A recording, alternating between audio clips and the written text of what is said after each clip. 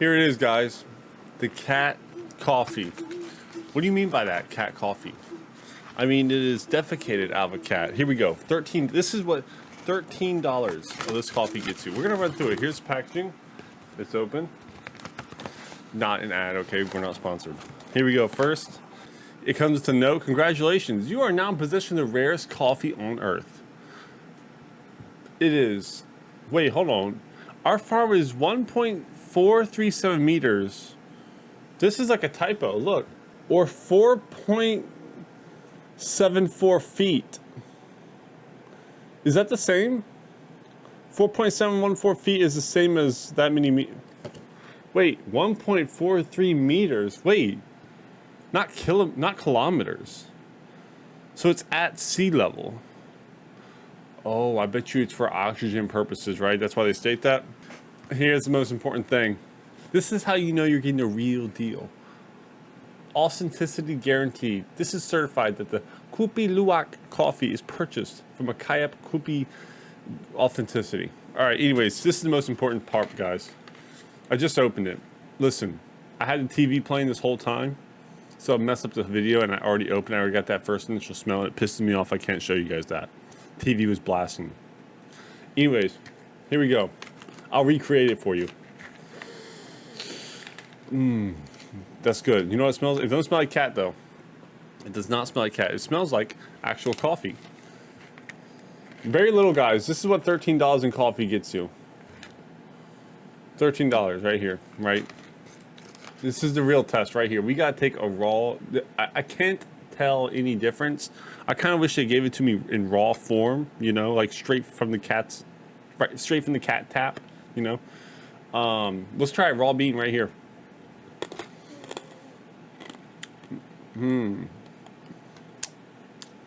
I can already tell from the consistency of the bean.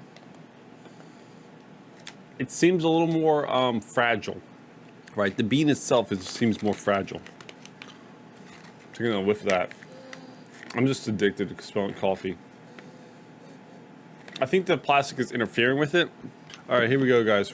We cleaned up the old grinder. Now, I didn't want to use my electric grinder because it's got contamination from other beans in there, and this one's a lot easier to clean, right? So it's all cleaned out. Well, a little bit of residue, right? Now, this is the only time you want to see any brown on your finger. All right. I'm not too worried about it, but I mean, we can kind of get in there. You know, do we really want to worry about mixing low-grade coffee in here? A little bit in there, not much. All right. Anyways, guys, I'm going to show you the grinding process. And no, I'm talking about coffee beans. Settle down now. Oh yeah, by the way, with the authenticity, we're gonna get framed back there in the snack cart. So when you guys go back there and you get your coffee or your orange juice or whatever, you guys will see that on the wall framed. So we're gonna pour a little bit in here, just a little bit.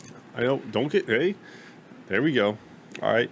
What I'm gonna do, because this is adjustable, I want to just see what the consistency is, right? So we're just going to grind it up. Here, ASMR style.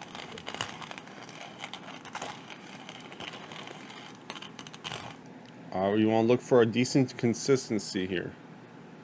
Right? Damn, that smells good, honestly. I think that's actually really good. If anything, I might loosen this up just a tad. Like right there.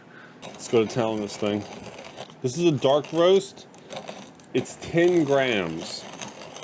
Of coffee. Country of origin is Indonesia. I wonder if I should ground all that up or how much am I going to really need? You know, do we just go all the way? Like, how many cups of coffee do you think we can realistically get out of this? Maybe 2 if we're lucky. But it's like, I don't want to like underdo it and I don't get that full intensity, you know? So it's like, do we just go all the way? 1 cup like that? What the fuck? What the hell? How did the beans just go all the way through there? That's literally a magic trick. I didn't make it that loose. How did the whole bean fit through that? I think we've grounded all of it up. Not all of it. We still have a little bit of beans in there, right? So I wanted to talk about something that I've never really seen before. When I ground this up, it almost looks like there's like flakes of something in there, right? Right there. You see that? You see how much white is in there? Not usually what I see when I ground up coffee too much, right? Sometimes you'll get some really small specks of it, but this time you have a little more of that white stuff in there. I don't know if it says dried up cat fecal matter inside the bean or what. It smells good. It smells good. All right, let's go cook it up.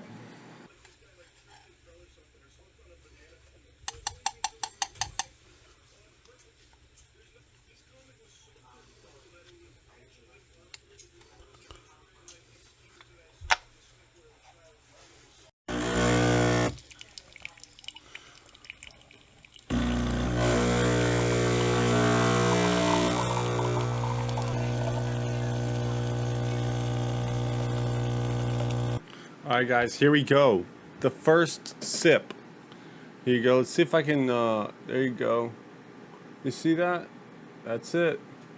All right, here we go, ladies and gentlemen. Put a little blow on it.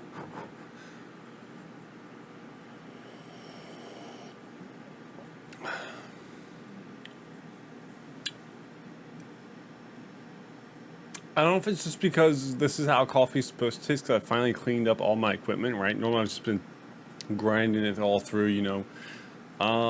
This is actually really good. This is no cream, no nothing, just a double shot espresso, right? Pink, hold on. The reason you gotta put your pinky up is actually it flexes a muscle. It goes all the way up to your internal systems and actually activates some more taste buds. It strains a muscle all the way up to your neck right here if you feel it, right? And it engages more taste buds. That's why people put their pinky up. It definitely has a little bit more of a zing to it, I think, at the end. God damn, that's the good stuff.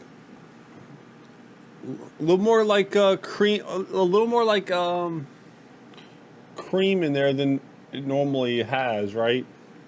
Consistency wise, it's actually pretty good. Like, actually, you know what I mean? Like, normally I don't believe in this stuff really tasting much different. Let's get that last little bit. It's got a lot of foam in there. Really gotta slam that last one and get all that foam on there. I mean, look at it. It's still all in there, right? I mean, it's hard to see, but overall, it's pretty good. Is it better than a normal coffee? I think just how I made it is pretty good, right? That's a dark roast.